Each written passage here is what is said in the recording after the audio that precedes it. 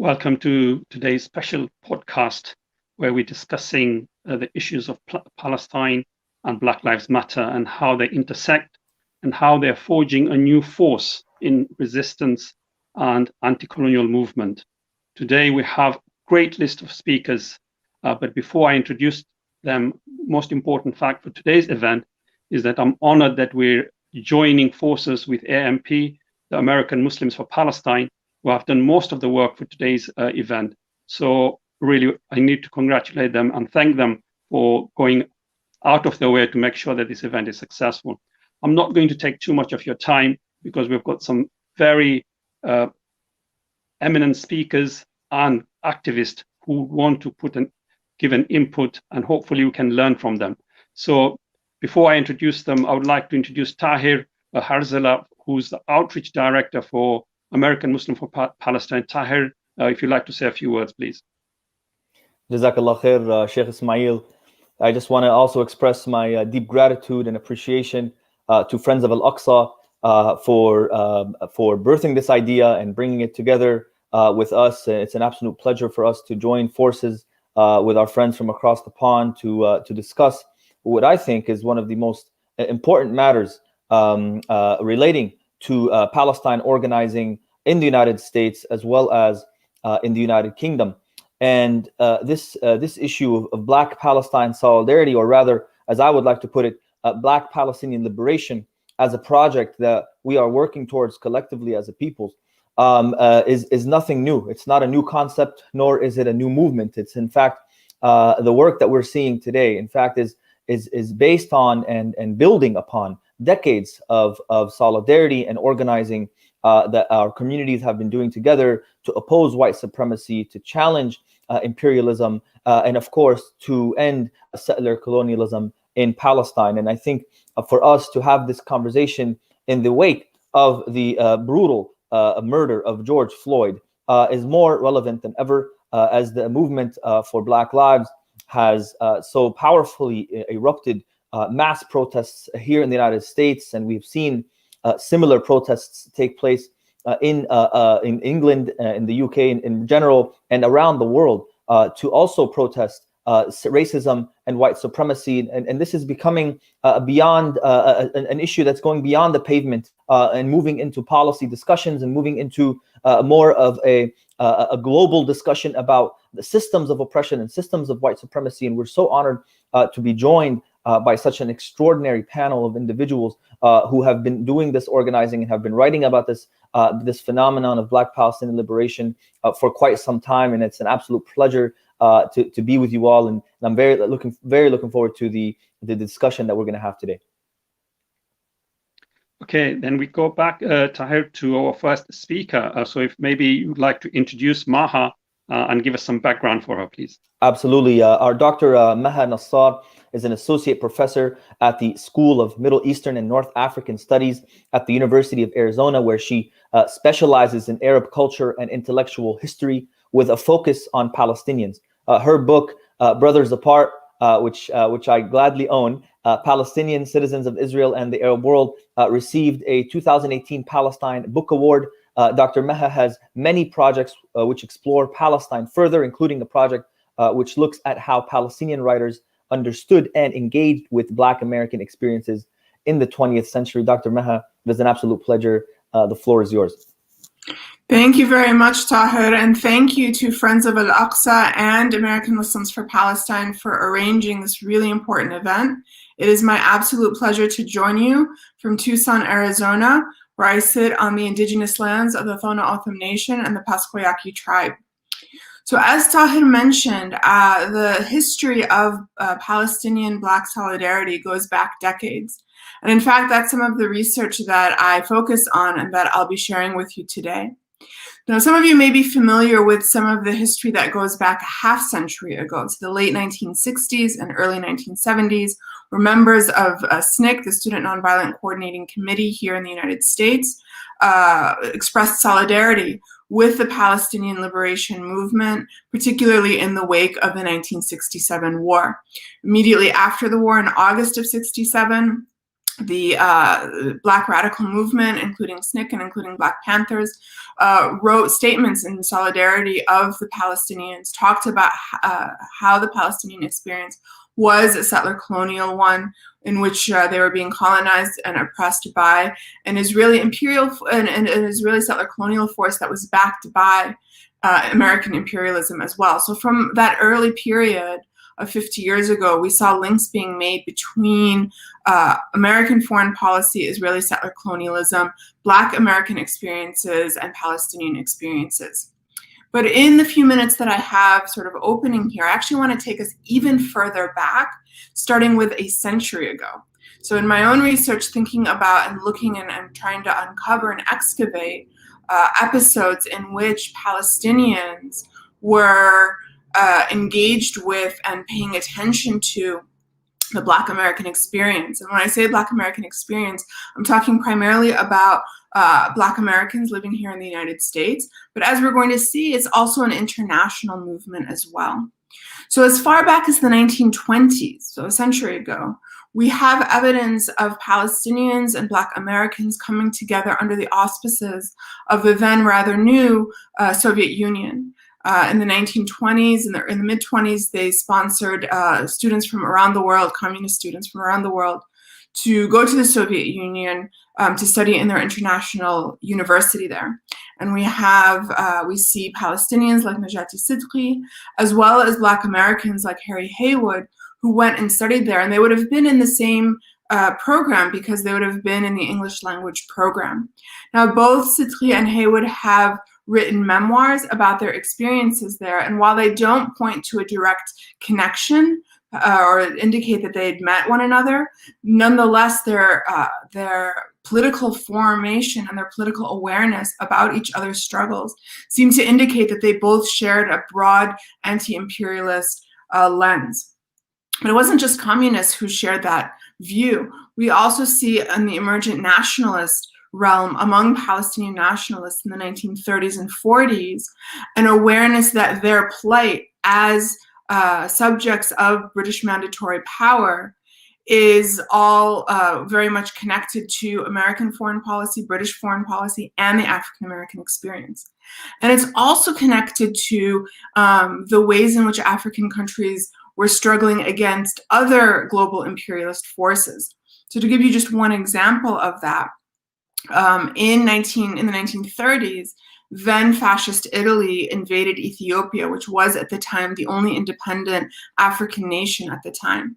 Now that invasion and that occupation of Ethiopia stemmed a lot triggered a lot of solidarity work among Black Americans here in the United States, in New York and other parts of the country. And that also was brought to the attention of Palestinian nationalists who looked with admiration at Black American solidarity activists who were mobilizing in the streets in support of the Ethiopian anti-imperialist cause and saying to their Palestinian readers in the newspaper, saying, hey, Palestinian youth, take a look at what your African American brethren are doing in New York and other cities in the United States in support of an anti-imperialist cause, and that you should do the same. We also see in the 1940s and continuing into the 1950s and 60s, and also an acute awareness of how anti-Black racism in the United States was directly impacting Black Americans. So we also have, again, looking at the Palestinian press, which is what I typically, what I sort of focus on in my historical research, we find, for example, articles on lynching, using the term lynch in Arabic, which is lynch, to bring to readers' attention and to bring to Palestinians' attention the violence, racially motivated violence that Black Americans were experiencing. Now, it wasn't just on the political level. The other element that I think is really important is the cultural level. So Palestinians were also being introduced to Black American literature from a very early period as well. Again, initially through the under the auspices of the Soviet Union, which sponsored international literary journals and translated poems and other pieces of literature from different languages into other languages. So they had an English language literary journal and a French language and Russian and so forth. So Palestinians, many of whom read English as part of their educational system, they were able to access literature from all over the world through the publication of these literary magazines.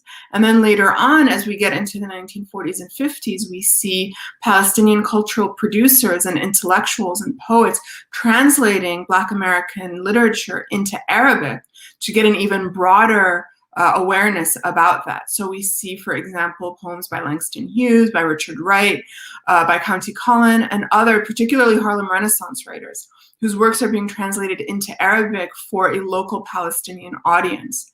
And so as far back as that, we see lots of ways in which Palestinians are engaged with the Black American experience at a cultural level, at a political level, at an anti-imperialist level.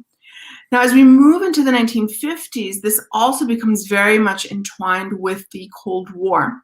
So the Cold War, as all of you know, is a contestation between the United States and the Soviet Union. A big part of that was trying to win hearts and minds of people all around the world.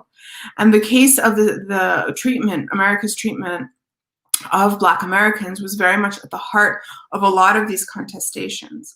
And so rather than thinking about it just as a kind of back and forth in the propaganda wars, I think it's important to think about how Palestinian intellectuals, political activists, and cultural critics and cultural producers were observing all of these things that were happening in the United States at this time. So this time we're talking about the 1950s and 60s now.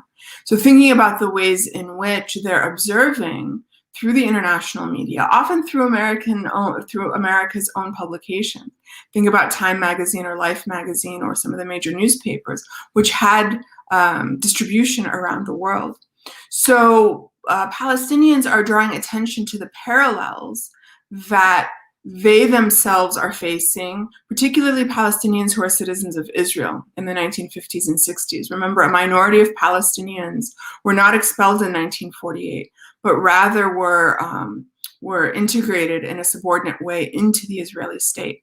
And so they were technically Palestinian citizens of Israel, but they were subjected to all kinds of discrimination and unfair treatment. And increasingly in the 1950s and 60s, they saw parallels between their own treatment under Israeli rule, even though they were technically citizens, and the US's treatment of Black Americans, who also technically were US citizens, particularly in terms of race-based violence, racialized violence, mob violence, but also in terms of this kind of casting out or casting aside, sort of outside the body politic, these minority communities, whether they were Palestinians in Israel or whether they were Black Americans. And so as a result of this, there's a lot of terminology, there's a lot of intrinsic ways in which Palestinians use language to express their understanding with and their solidarity with Black Americans. And so when we think about, to give one example, when we move into the 1960s, and we see, for example, protesters, Black protesters, whether it's in Birmingham, Alabama, whether it's in Los Angeles, the ways in which the American media, for example, talked about the LA riots, right? You may have heard of those. But Palestinians were talking about it as an uprising to protest police brutality and police violence. So also the linking of police violence with ways of racializing, minoritizing, and subjugating communities of color was something that Palestinians understood intrinsically because they were subject to it themselves, and they understood these dynamics when they took place. And so to conclude, I want to end actually with a quote to kind of summarize what it is that I've been talking about today.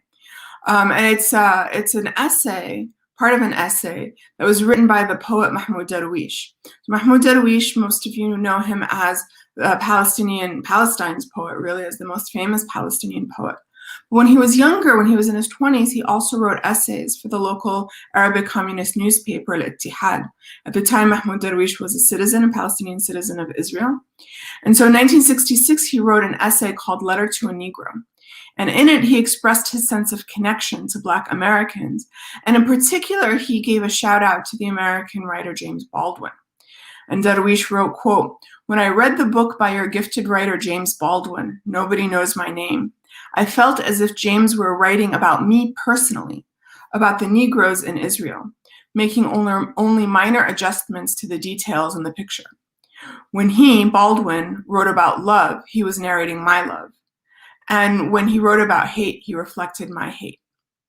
And so Darwish here is talking in a very specific and personal way about the ways in which racialized discrimination, the ways in which state violence, the ways in which all of the things that James Baldwin talks about in his numerous novels and essays spoke to Mahmoud Darwish in a very intrinsic way.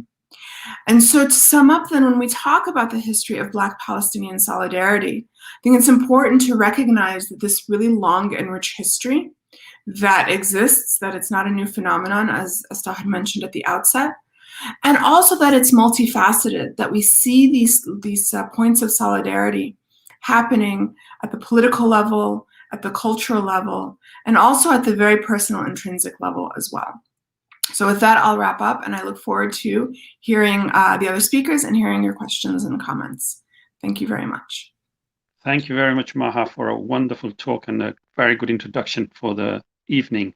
Hopefully we'll come to some questions at the end when everybody has spoken, from our listeners as well as from me and from America, and any other speakers want to interact with you. Now we have got another speaker from Britain. His name is Yahya.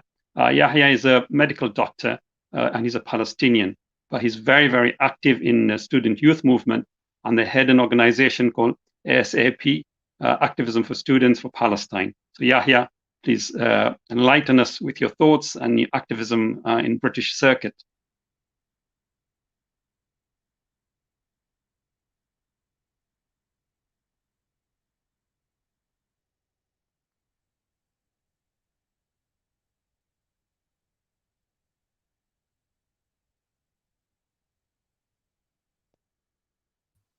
Sorry, guys, I was muted. So I'll quickly repeat that.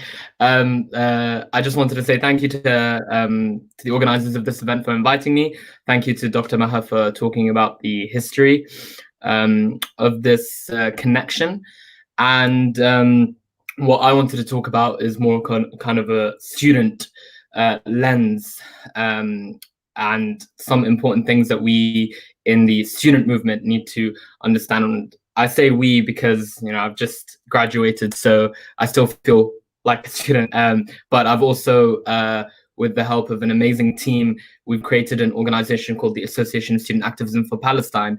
And using our experiences throughout our activism as students, we've decided to kind of create this support network for students to help guide them and give them advice on how to deal with situations, how to push activism for Palestine, and also connect with other causes around the world that we can establish a mutual relationship with. So with regards to the topic at hand, the question is the question was like a new global force, and thank you, Dr. Maha, for touching on that. Is that this is a very old connection. This is very, very rich and amazing relationship that exists between the Palestinian people and the Black Lives Matter or Black Solidarity movement. And you know, it started a very long time ago, even long before the 1960s. And of course, one of the most memorable faces of this movement is Malcolm X. And just a reminder for all the listeners and maybe any students watching, is something he said in an article in 1964, where he said, and I quote, "Did the Zionists have the legal or moral right to invade Arab Palestine, uproot its Arab citizens from their homes, and seize all Arab property for themselves just based on the religious claim that their forefathers lived there thousands of years ago. Only 1,000 years ago, Moors lived in Spain. Would this give the Moors of today the legal and moral right to invade and drive out citizens, set up a new nation where Spain used to be, as the Zionists have done to our brothers and sisters in Palestine? In short, the Zionist argument to justify Israel's present occupation of Arab Palestine has no intelligent or legal basis in history. So this is just something that Malcolm X issued back in 1964. The relationship continued to kind of grow, and as Dr. Maher talked about, the Sikh movement, and then the Black Panthers, and how they established their own statements and connections to the Palestinian movement. So the relationship exists, and in recent times, the relationship seems to be getting stronger and stronger. And we've seen the Palestinian movement over the past few years start to get a few victories, like helping push firms such as Viola, Orange, G4S out of the West Bank, and also cancelling certain famous performances by famous artists. The Black Lives Matter movement has also experienced these kind of things, some successes, like removal of Confederate statues of racist individuals, and attacking corporations that are outwardly racist or has made any claims against the Black Lives Matter movement or the Palestinian movement. So we've had a few successes, but at the same time, we've also kind of both been misrepresented in the media, we've been misrepresented around the world, and we both, during this time, seem to have formed even stronger alliances as the oppressed tend to connect. So there is a very good and strong connection between the Black Lives Matter movement and the Palestinian Solidarity movement. And one thing that I noticed a lot during our activism back when I was a student is the people that tend to work with us tend to be the people who are also going through struggles and oppression in their own way. And we ended up forming a very, very, very strong relationship with the Black Lives Matter movement on our campus. And we ended up working together, going to their events, they were coming to ours. And one of the most important things that I want to kind of get out of this event, just the one message, if anything, that I think is important, is we're all in our little boxes, and we're talking about, like if you're in the Palestine movement, you're constantly, fighting for the Palestinian cause, and you tend to kind of be stuck in that. And same with, other causes around the world. However, one of the most important things, and I advise all students and all activists in this scene to do, is to make sure that you listen to other people's struggles, that you sit down and listen with an open heart to other people's struggles and their oppression and their story, and then form connections with these people, because ultimately we are best placed, we the oppressed are best placed to help the other oppressed, because we can empathize, and in the same way they can empathize with us. These connections are so strong, especially in the student field, where we can have large numbers and we can get a lot of achievements, from petitions to BDS campaigns to applying pressure on universities against speakers who are racist or supporting criminal activity against human rights. So it's very important to establish these relationships, and the best way to establish them is to listen to each other and form a kind of unique relationship. So this is what we're trying to do with ASAP. We're trying our best to, stand up on our feet, support Palestinian societies and support Palestinian activists to stand up on their feet, give them the sources they need to carry out their activism, give them the knowledge that they need, the basics, and help develop the networks and relationships between them and other causes such as Black Lives Matter. I think that the struggles are very intertwined and very connected. There is a very special relationship between the two. And I look forward to seeing the huge amount of success I get to come in the coming years, inshallah. So thank you for hearing. I look forward to hearing the other speakers and coaches, of course, and more.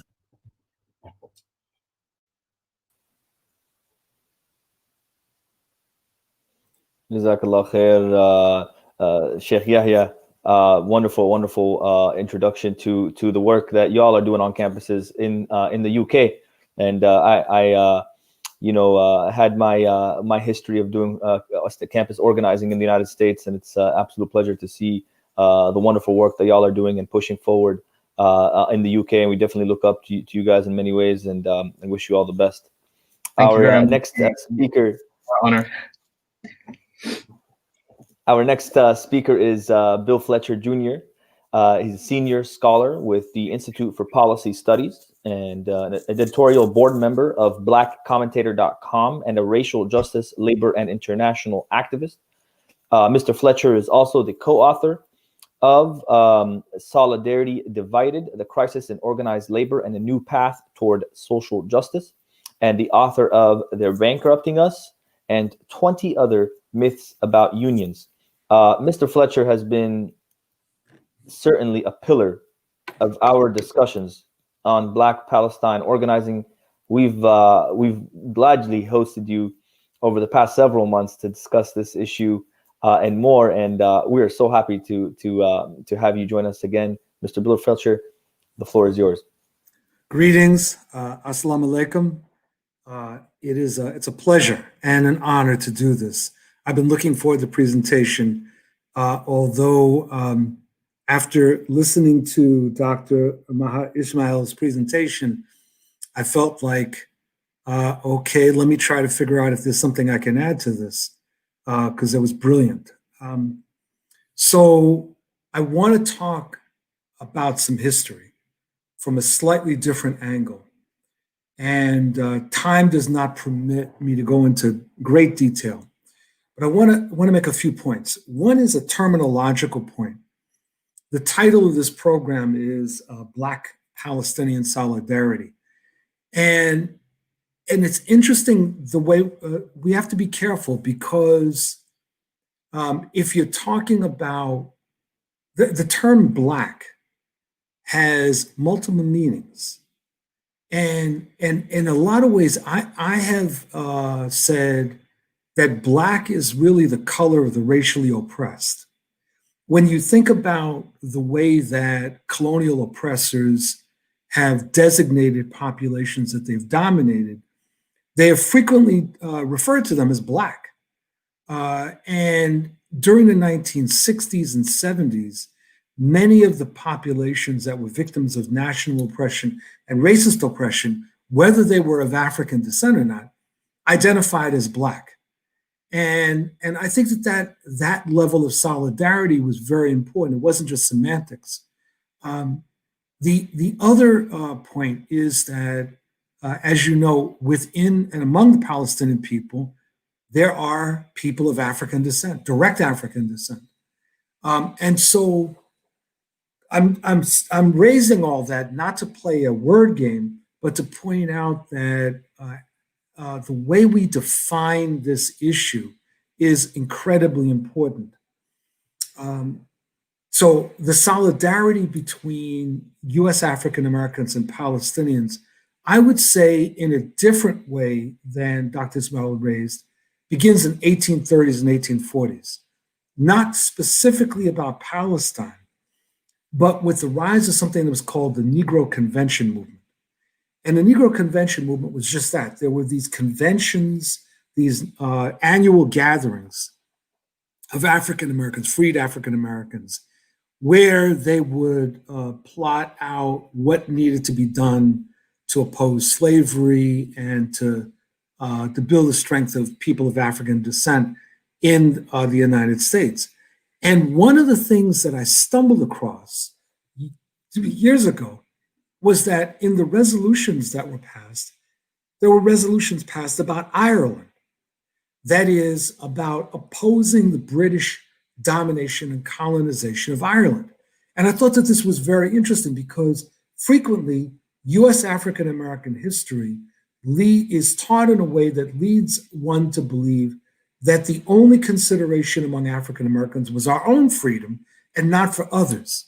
And so what comes to be known as Black internationalism, I would argue, is a phenomenon that begins in the 1830s and 1840s with this recognition within the Black America, U.S. African Americans, that solidarity with other oppressed people, even those that were not necessarily of African descent, was very, very important.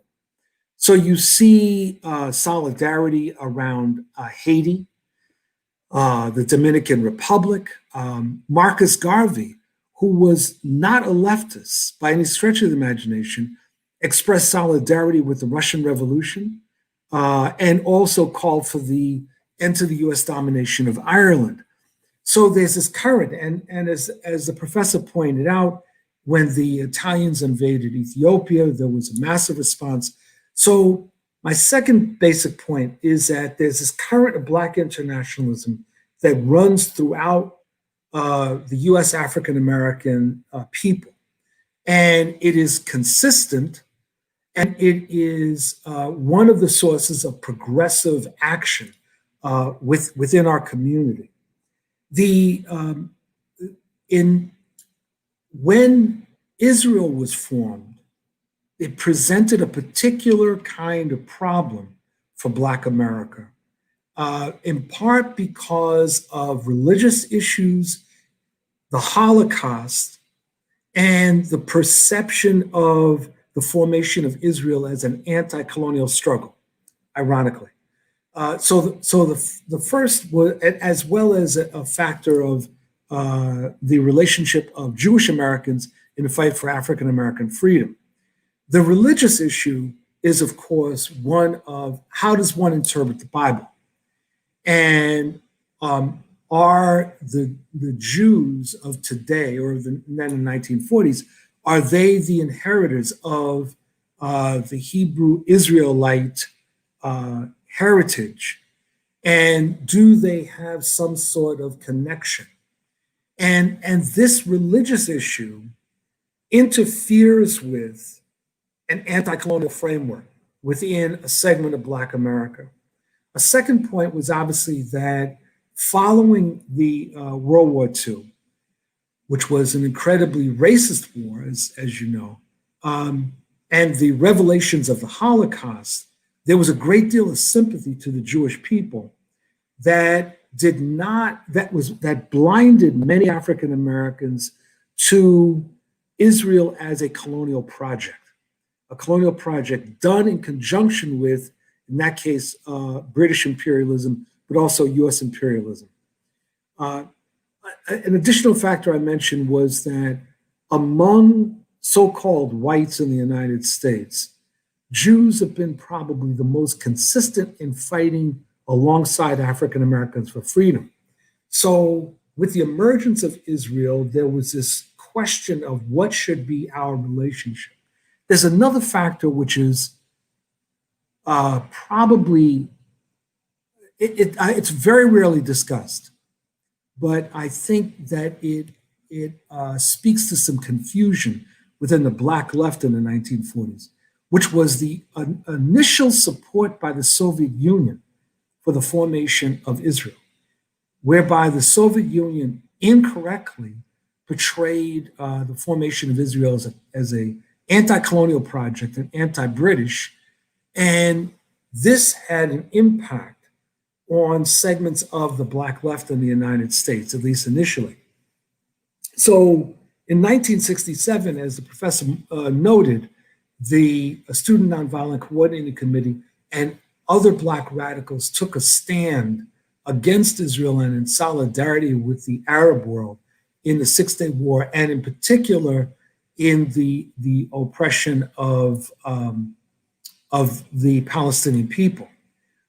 There had been, as was just noted twice, other forms of solidarity that preceded the Six-Day War, and a great deal of it came from Muslims within Black America. And I don't mean simply or mainly the Nation of Islam. I mean beginning much earlier, particularly in the 20th century, when currents of Islam begin to penetrate within Black America and develop footholds within the community and begin to influence our relationship to the rest of the world, our relationship to Islam.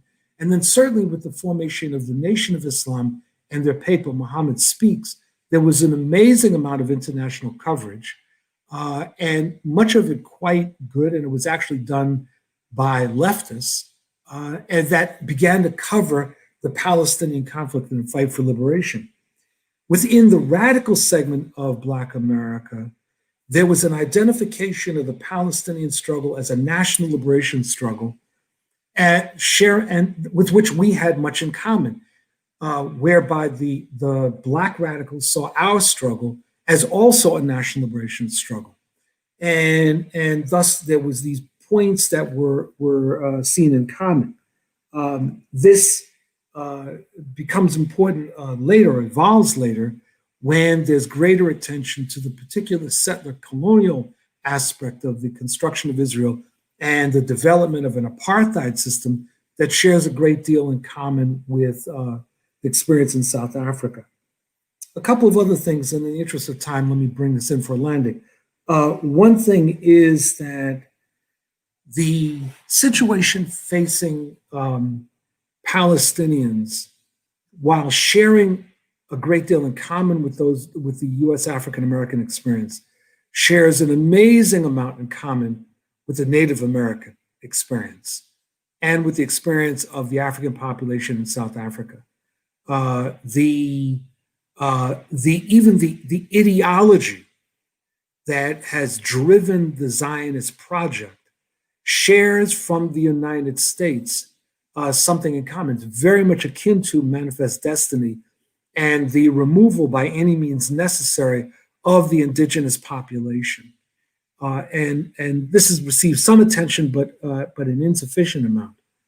The final point is that in the last several years, with the rise of the Black Lives Matter movement, there have been new efforts at solidarity between African Americans and Palestinians, going both ways, with Palestinians expressing solidarity with the African American fight against police brutality and the militarization of police, and a rising level of consciousness, particularly among younger African American radicals, of the situation in Palestine and the need to speak up. And in fact, several years ago, the formation of something called, well, there were two efforts. One was called African Americans for Justice in the Middle East and North Africa. And then subsequent to that, a larger effort called Blacks for Palestine that received a fair amount of attention. So these have been important in terms of advancing the efforts at solidarity. A last point, I know the last one was supposed to be my last point, but the last point is this.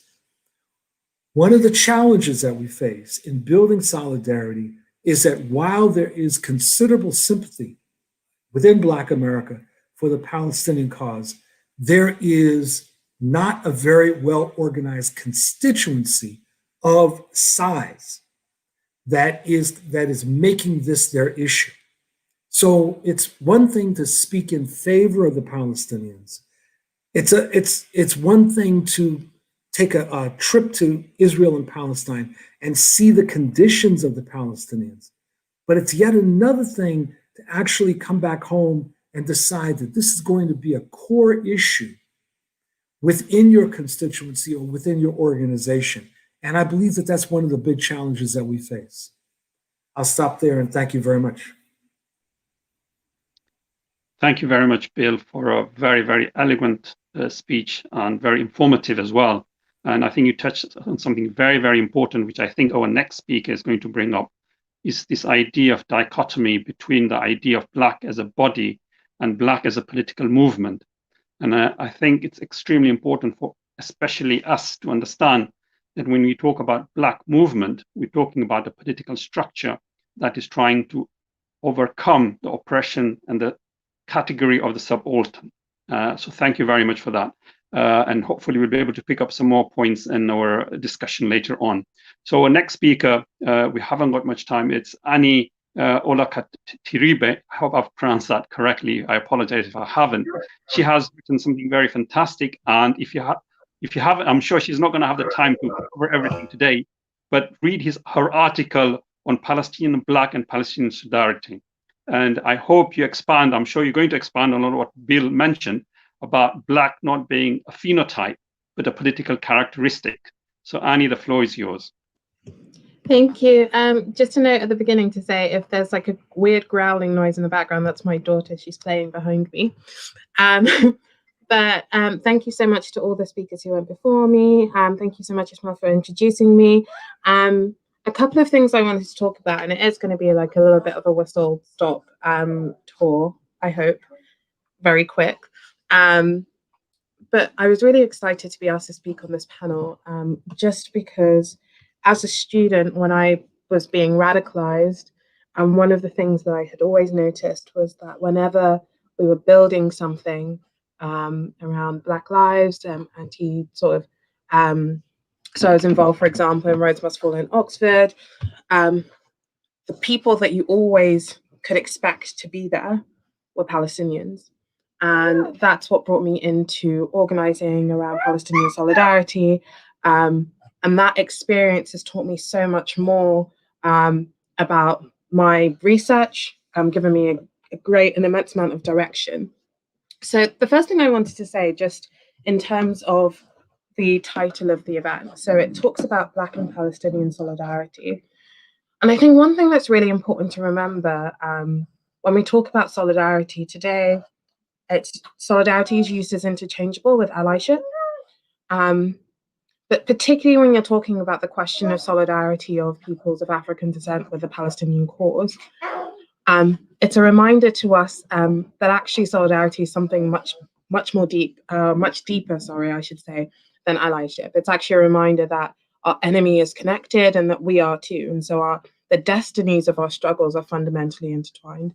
So when we talk about my struggle and your struggle, actually it's a single struggle. And I think that was the realization of the 60s and 70s that was able to mobilize such a global force against imperialism and colonization. And I think actually when it comes to Black politics, and this is kind of the place that the article that Ismail referenced was coming from, commitment to the Palestinian cause actually invokes and inspires the best of the tradition of radically political Blackness, in that there are not so many other examples which draw into such clarity the stakes that are at play in certain debates within the Black radical movement, but also the broader question of Black emancipation. So I'm just going to give a couple of examples of solidarity. So my research actually focuses on that sort of much better known, but actually I still think under discussed or understood period of the 60s and 70s. And then I'm going to talk a bit more about what these stakes mean. So obviously we've already heard about the statements in support of the Palestinian cause, which came out during the 67 war. I was going to respond to the example of the Mohammed Darwish, James Baldwin connection with another, which I came across in the last year. So it was Greg Thomas who was doing some research, and he thought he recognized a poem that he saw in a book of Palestinian poetry. And he actually did, because it was published in the Black Panther paper under the name of George Jackson. So among the 99 books that he had in his cell at the point at which he was murdered, one of them was a collection of Palestinian poetry. And this sort of theme of captivity and fugitivity has been central to the connections which have been drawn. And even if we think about more recently, the kinds of struggles around the involvement of G4S, especially in terms of drawing that connection between the British example or the British case with the border, with the sort of border violence and border regime, and the connections that has to operations in the settlements and actually in the imprisonment of Palestinian people. And I think the other thing to remember, and one question that kept coming up a few years ago, which I hope we've sort of successfully dealt with, there has been a sort of trend in terms of thinking, Black people get put at the forefront, but we only should do things for people who've done things for us. And the question kept getting asked, well, what have Palestinians ever done for Black people? What have Palestinians ever done for Black people?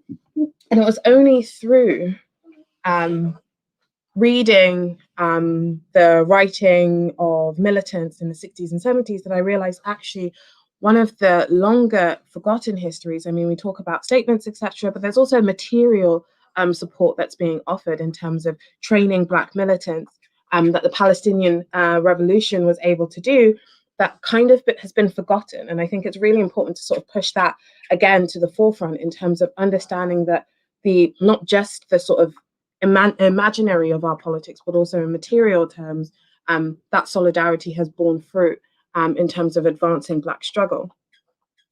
So in terms of thinking about the stakes that I was talking about, I think the Palestinian cause is a reminder to all of us in a world where the possibility of emancipation, of revolution, seems so much further today than it has been historically. That we're not talking about a linear trajectory where we had the 1960s, 70s anti-colonial movements, and then we moved into a period of the post-colonial, and now the struggle is to sort of understand how we might be included in the sort of same system, but sort of be Black faces in that. Actually, what it reminds us is that colonization, when we talk about colonization, it's an active and it's an ongoing process, and that is the experience of the Palestinian people. So I always sort of bristle when I hear people talking about post-colonial politics, when I hear people talking about, decolonizing curriculum, without recognizing and identifying that we're still living in a world in which colonization exists, in which it actively brutalizes peoples. And I think when it comes to the Palestinian cause, what we're called upon to ask ourselves is, what does liberation look like for us as Black people, or for peoples of African descent? And the question has one of two responses. Does it look like a world in which we have an equal right to brutalize and dominate our fellow human beings? Does it look like a world in which we feel free, but there are still people in captivity, still people colonized, brutalized, dominated? Or does it look like a world in which we've worked collectively to end the brutality wherever it exists? And I think that was central to the political vision of Blackness, which was ushered in the 1960s, in the late 1960s, especially with Stokely Carmichael's speech, which I talk about in the article. And it's a vision which says, well, when we talk about our emancipation, we are in a unique vantage point, and this was the African American at the time, but I think that speaks to everybody who's experienced colonization, to ask ourselves, do we really want to be integrated into this kind of world? Do we really want to be integrated into these structures of domination? Or can we and should we transform them completely? And I think that those stakes play themselves out in Black politics consistently. And I find that in the last few years, we've been seeing some of the same debates from those 1960s, 1970s moments that replaying themselves again today. So one example of that is a sort of Black nationalism, whereas the Panthers would call it pork chop nationalism, versus sort of Black internationalism debate. Think about today the manner in which it's sort of easy to cordon off Black emancipation as something which is separate from all other forms. And there are whole ideology. I obviously don't have the time to sort of go into it in an immense amount of depth, but hopefully we'll have an opportunity to do that in the questions. So I think actually for today's moment, it's particularly necessary to reinvigorate our learning and practice of this tradition. In this moment, I think that's the only thing that can save us. The Palestinian cause, we often get asked, we who are committed to it, why is it specifically Palestine? And I think the Palestinian revolution, as it continues, remains a sort of bulwark or a center point for understanding the anti-colonial struggle as a universal struggle. And the ability to maintain that universalism, the ability to find in any place, in any time, the oppressed and show your solidarity to them, I think is central to the kind of political orientation we need if we want to transform the world completely. I'll leave it there, but hopefully more comes out in the questions. Thank you very much. Wonderful talk, Annie. And I think the star there is your daughter. I think you need to give her some instruction. At the end of, she's behaved fantastically. I was panicking here. Excellent. I think, can we bring in all the guests so maybe we can ask question, and maybe Tahir, you might want to start with asking if our technical persons can bring everybody on, and maybe Tahir, you can start off asking the question to our guest, and maybe I'll join you later. Yes, actually, and Annie and Bill and Dr. Maha, you all brought in so many elements that I wish we'd have the time to talk about, because this is a question that always rings into my head, which is what set Palestine apart from other movements that made it so central to a Black political formation when it came to resisting police repression, resisting state violence, and why is it that this intersection between the two is so clear? And sometimes when I think about it, and I think maybe because Israel is sort of the most naked manifestation of a modern European colonial project, maybe that's the case. But maybe y'all could help me answer that question as to what brings Palestine to the fore when it comes to a Black political organizing, and why is it that the movement for Black Lives was willing to take such a major political risk, you could say, by including Palestine and a sort of anti-Zionist platform in their policy platform a few years ago. And this question is for anybody who would like to answer it. I think that it's important to understand, and I don't want this to be misunderstood, the stand that was taken by the Black Lives Matter movement was built on the shoulders of many other organizations and movements over the years. So yes, it was courageous. There's no question about it, but it was built on things that have been going on for a while. And that's why understanding the Black radical tradition and Black internationalism is incredibly important, that this is a particular current that is very important within Black America. And I think that for many people that became activated through the Black Lives Matter movement and became more internationalists, they began to see in the Palestinian struggle a lot. It looked a lot like South Africa. It wasn't just that it looked like the United States, but it looked a lot like apartheid South Africa. And so seeing the connections with South Africa as well as our own experience, I think was very catalytic. If I could add to that, I think from the other side of it, and I want to amplify what Annie was saying earlier in her remarks, is that I think it's also due to the history of Palestinian activism, Palestinian nationalism, Palestinians recognizing that their liberation is also tied up with the liberation of others. And so when Annie talks about the Palestinians activists showing up, I think that's also part of what helps develop these connections over the years. And there's a long history. It's still, we have bits and pieces of it, but I don't think anyone's done a thorough enough job sort of tracing the history of Palestinian activism in the US, in Europe, the ways in which they tie together, and the ways in which Palestinian activists also, in conjunction with the Black radical tradition, Black internationalist tradition, were making these connections. I would say it was often under the radar, or it was in certain circles that maybe didn't get a wider audience or a wider circulation. And now in this moment that we're in with social media and other ways to broadcast events and ideas, it's become more easily circulated now. But I think that history of connection goes way back. Very good. If I may come in, unless somebody else wants to take on Tahir's point, I would just like to ask the panel if they would like to give us an input on how they see the next few years, because what we're seeing is there's a polarization at the moment within the global institutes, the governments, which are becoming much more right-wing, whereas at the street level, the civic society is also amalgamating itself in confronting that. How do you think this is going to fan out? Anybody?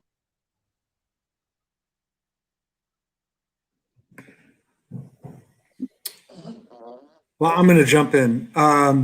I think that there's a number of things that we can see. I suspect that there is going to be, within the Arab world, increasing objections to the treasonous activity by the various governments that are making nice with the Israeli government. And I suspect that there will be a backlash, a popular backlash. I think that it's also going to be important to, certainly in the United States, to link our opposition to Israeli apartheid to opposition to the Moroccan occupation of the Western Sahara. Because one of the things that the Zionists frequently yell and scream is that we're all just picking on Israel, and that why are we just picking on Israel? And I think it's really important for those of us that are supporting the Palestinian cause to point out, no, we're not just. We are criticizing, we are demanding justice for the Palestinians, but we will also speak out in favor of other peoples that are facing occupation. Thank you. Anybody else? I'll jump in. Yeah, Annie, go ahead. So one thing that's often kind of misrepresented is when we see the kind of polarization that we do at the moment, that is a reaction to the successes that we've achieved over the last decade. I remember I started university 2013. In 2013, it was almost unheard of for a student union to have BDS policy. And then all of a sudden, the government was faced with the reality that not just student unions, individual student unions, but the Black Students Campaign and sort of broader formations, trade unions, local councils were looking to take on BDS policy, right? And I think the concerted attacks on Palestine solidarity are as a direct result of the fact that it was very clear that we were winning the argument. It was very clear that a lot more people were becoming aware. I mean, when we talk about a sort of gap in knowledge around colonization in Britain, nowhere is that more apparent than the question of Palestine and the role that Britain played in the dispossession of the Palestinian people. And that we were turning a tide in that. And I think that is likely to play out in the next few years if people are able to maintain organization in widening the gap between official language around the question of Palestine and the mood and sentiment among the general population. I've got a very quick comment, that's okay. Yeah. Go ahead.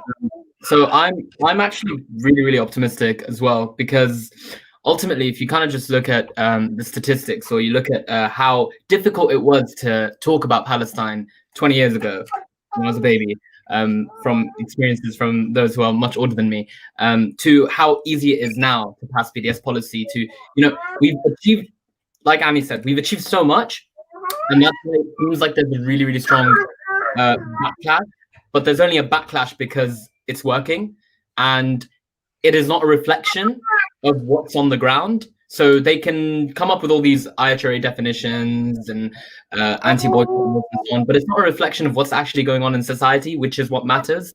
I mean, we lived in a time where Nelson Mandela was called a terrorist, I think by David Cameron and his group of people. And then later on, as time progressed, David Cameron grew up and ended up being forced to say he's a hero and,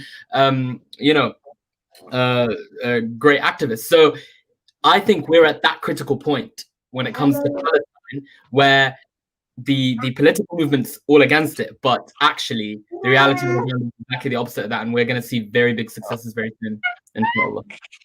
Thank you. Yeah. I think the Prime Minister was not with Fletcher, but from the same cloth of the conservatism. Yeah. Sorry. Brother Tahir, penultimate talk. We have run out of time. If you want to thank the speakers, and I'll end up concluding remarks.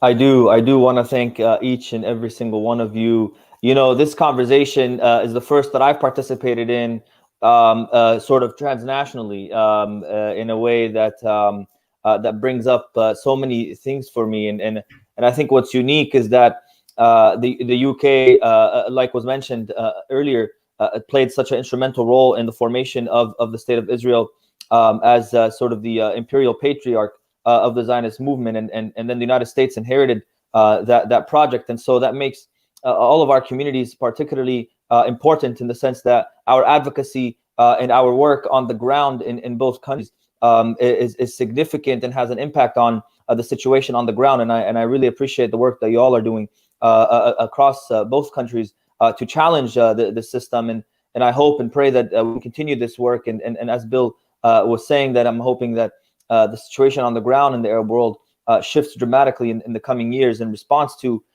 this recent wave of normalizing efforts from the governments. And I think this is something that a lot of us are looking and paying attention to see what happens and what the reaction will be, and what sort of geopolitical framework we're looking at moving into this new decade in earnest, especially with this, I guess you could say, this veneer of normalcy that is coming with the incoming new U.S. administration, that folks believe that there will be some major change in U.S. foreign policy when it comes to the region. But don't hold your breath. This is going to take some time, and it's going to take a lot of organizing power on our end to ensure some positive results. And so I appreciate the work that Friends of Al-Aqsa is doing, and we're looking forward to actually launching our date boycott campaign again here in the United States right before Ramadan. And I know Friends of Al-Aqsa also does a very, very important date boycott campaign in Europe. We've seen a marked decrease in Israeli date exports to the United States over the years. And I'm sure you all have seen something similar, because our communities are responding positively to challenging Israel directly. And I think that's something that we can be very, very proud of. And so I appreciate all of the work that y'all are doing. And again, on behalf of American Muslims for Palestine, thank you all for joining us today for this wonderful discussion. Sheikh Ismail, I'll pass it back to you. Thank you, Brother Tahir. And let me just echo those words and thank the speakers and everybody who's also joined us today. What I have taken from today's conversation from our very eloquent and learned speakers is that Palestine is a metaphor for anti-colonialist movement, and it's a symbol of an oppressed people. And I think people can relate to that. And Annie actually touched about an idea of not having a phase of post-colonialism. What I call is this battle of Eurocentrism to recenter itself as universal. And what we have now is a movement of white privilege that is trying to sustain its position. And this is where Palestine comes up as a very strong symbol of how that is taking place in a very geopolitical center. And a lot of people can relate to it. But the Black people, of course, have suffered as a people who are of color in America have suffered much longer than the Palestinians, but it is much more acute in Palestine. And therefore, these two movements, I think, as we move along and having conversations like this, will bring them together and see and try and undermine the system and the structure that is working in different places in a different way, but having similar impact on the ground. So once again, thank you very much for joining us. And to all our listeners and viewers, hope you join us. Keep in touch with Friends of Al-Aqsa and AMP, and as well as ASAP, to make sure that you're informed of what is happening on the ground and join the Black Lives Movement or the Palestinians resistance movement. So once again, thank you very much, and hopefully see you again, and hopefully we can work together soon. Thank you very much. Thank you.